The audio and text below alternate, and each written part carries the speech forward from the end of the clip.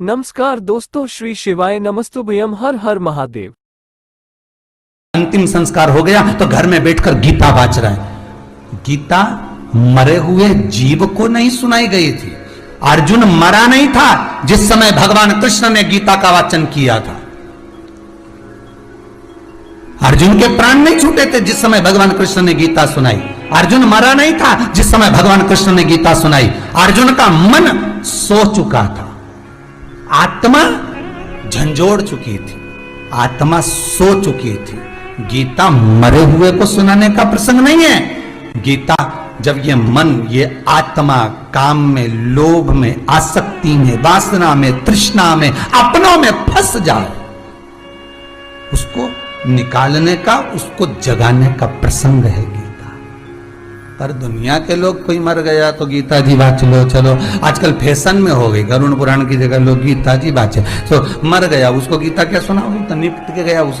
गीता तो वो कि जीते जी भजन करता, अच्छा कर्म कर कर चलता, नाम स्मरण कर कर चलता। भगवान स्वयं गीता में कहते हैं, लता पत्र पक्षी पशु हर एक में मैं समाया हूं। जब सब में वो समाया हुआ था तो फिर परिवार में जरा सी जमीन के पीछे झगड़ा कर करके मर गया। जब भाई में भी परमात्मा है, बहन में भी परमात्मा है, नाते में भी परमात्मा है, रिश्ते में भी परमात्मा है। भगवान कह रहा है गीता जी में कि एक एक लता पत्र पक्षी पशु जलचर थलचर वायुचर, जितने आकाश मंडल में तारे जीव, जितने भी कण कण, हर एक में मेरा भगवान बसा हुआ है। तो फिर भेद कहां से आ गया कि ये पराया और ये मेरा?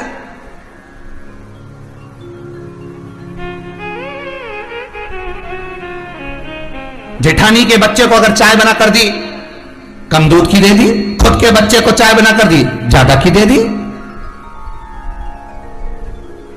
दुकान पर खुद का बेटा आया, निकालकर 500 का नोट दे दिया, और भाई का बेटा आया, निकाल के 100 रुपए दे दिए। यह भेद कहां से आया? अरे सीधी सीधी प्रसंग है, तुझ में रब दिखता है यारा, मैं क्या करूं? हर एक में अगर भगवान बसा हुआ है, गीता के शब्दों पर अगर हम चले, हर एक में परमात्मा अगर बसा हुआ है, हर एक के भीतर अगर परमात्मा समाया हुआ है, तो हमारे भीतर ये कपट, हमारे भीतर ये छल, हमारे भीतर ये बेईमानी कहां से आ सकती?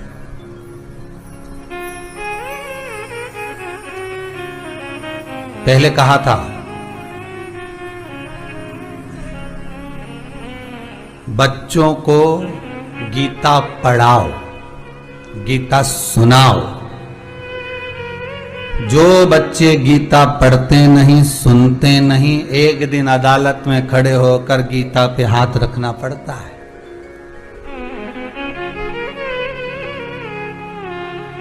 जिनने पढ़ी नहीं, जिनने सुनी नहीं, वो करेंगे क्या? फिर गीता पर हाथ रखेंगे। आपके बच्चों को गीता पर हाथ रखने की जरूरत ना पड़े, ऐसा संस्कार हमारे बच्चों को देते हुए चलिए, ऐसा ज्ञान हमारे बच्चों को देते हुए चलिए कि फिर गीता पर हाथ ना रखना पड़े। या तो दिल में गीता को उतार लो, उस गीता का ज्ञान स्मरण हमारे हृदय चित्त में ऐसा पहुंच जाए, फिर गीता पर हाथ रखने की जरूरत ना पड़े।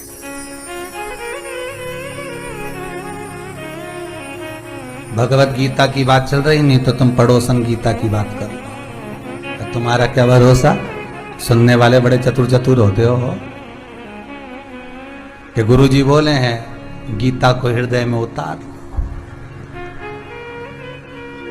अब इनकी चित्तवृत्ति में कौन सी गीता बैठी अभी कौन जाने। यहां जो गीता चल रही है, श्रीमद् भगवत गीता की बात चल रही हो, चित्तवृत्ति में उतारिए,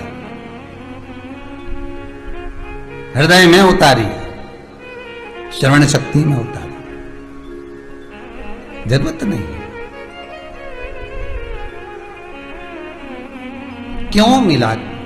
ये गधे की योनि क्यों प्राप्त हुई? ये गधे की योनि हमें क्यों प्राप्त हुई? उसका कारण केवल इतना सा है कि हम अपने जीवन में जो बोले वो उतार नहीं सके। बर्तन को सबसे ज्यादा कहां से मांजना चाहिए? बोलो, बाहर से कि अंदर से? अरे बोलो जम के। बाहर से कि अंदर से? जितने लोग आस्था पर कथा सुन रहे हो, जितने यूट्यूब फेसबुक पर सुन रहे हो, बड़े प्रेम से बोलो, बर्तन को ज्यादा बाहर से मांजना चाहिए कि अंदर से मांजना चाहिए? तो कहा बर्तन को अंदर से मांजना चाहिए। आप बाहर से अगर बर्तन को मांज दोगे और अंदर से अगर वो बर्तन बेकार है और उसमें तुमने दूध रख दिया, वो फट गया, बेकार हो गया। कोई सामग्री रख दी, वो बेकार हो गई। कोई सामग्री को पधरा दिया, वो बेकार हो गया। तो बर्तन को जितना बाहर से मांज रहे हो, उससे ज्यादा बर्तन को अंदर से मांजना चाहिए। श्री शिवाय नमस्तुभ्यम। वीडियो अच्छी लगे तो वीडियो को लाइक और चैनल को सब्सक्राइब करें। शिव महापुराण को जितना बाहर से सुन रहे हो, उससे ज्यादा अंदर से सुनना चाहिए।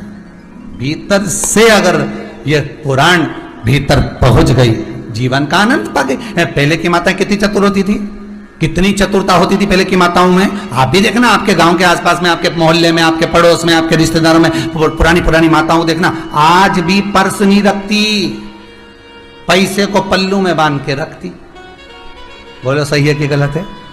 पहले की माताएं पर्स नहीं रखती थी, पैसे को पल्लू में बांध कर रखती थी। और आज की माताएं क्या करती है? वो चामड़े के पर्स में पैसे को रख देती है। मालूम पड़े कथा सुनने जा रही थी, कहीं जा रही थी, सब्जी वाले के यहां जा रही थी, कहीं बाजार जा रही थी और ऑटो में बैठ के गई, मालूम पड़े वो चामड़े का पर्स ऑटो में ही छूट गया। कथा में जा रही थी, मालूम पड़े वो चमड़े का पर्स वहीं छूट गया। बोलो सही है कि गलत है? आप लोग जितने लोग सुन रहे हो, आपका भी कभी ना कभी पर्स तो छूटा ही होगा। चाहे ठेले पर छूटा हो, कपड़े की दुकान पर छूटा हो, ऑटो में छूटा हो, घर पर छूट गया, बाजार जाते जाते घर पे छूट गया, कहीं ऑफिस में छूट गया, कहीं ना कहीं तो छूटा होगा। वो चामड़े का पर्स कहीं ना कहीं तो रहा होगा। आज की माताएं चमड़े के पर्स में पैसा रखती हैं और वो चमड़े का पर्स कहीं पर भी छूट सकता है। पर पुरानी माताओं से ज्ञान ले लो, पैसे को पल्लू में बांध कर रखो तो ये पल्लू कहीं छूटे? अरे बोलो तो सही, कहीं नहीं। तुरंत ऑटो वाला बोला, जरा जी दो 20 रुपया दो, ले 50 का रख ले, 30 रुपया मुझे वापिस दे दे। उसने 30 दिया, इन्हें फिर बांध लिया तुरंत। अब पर्स तो कोई चुरा भी सकता है, पर्स तो कोई निकाल के भी ले जा सकता है, पल्लू ले जाएगा? अगर इसके पल्लू को हाथ लगाया तो बाजू वाला ही ढूंढ देगा, तो हाथ तो लगा।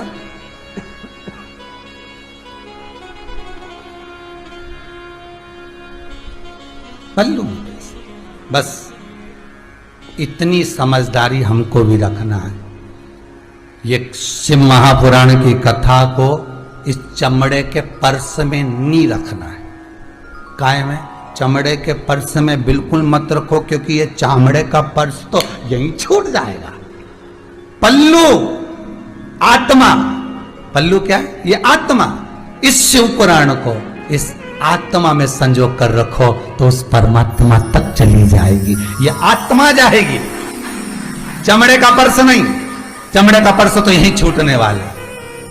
केवल ये आत्मा, केवल ये जीव उस परमात्मा के दरवाजे तक जाएगा। और जब आत्मा जाएगी तो पल्लू खोलकर कभी भी उसने कहा तुम्हारे पास में कोई पुण्य है? क्या पुण्य है? हमने आस्था चैनल पर शिव महापुराण की कथा सुनी थी, लो तुम सुनो। कितनी कथा सुनी, बूढ़े परिवार ने एक कराई, फिर चंडीगढ़ वाले ने कराई थी, फिर सोमानी ने कराई थी, फिर उसने कराई थी, फिर उसने तू बता यमराज कितनी चाहिए तेरे को? बोल। हमारे पास तो बहुत सारी धरी है, पूरा पल्लू भर के ला, पूरा पल्लू भर। तू तो बोल दे तुझे कितना चाहिए।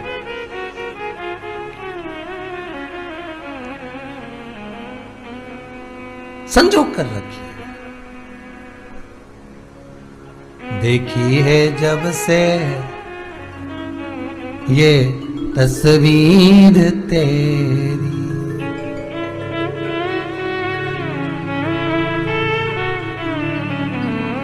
तब से बदल गई है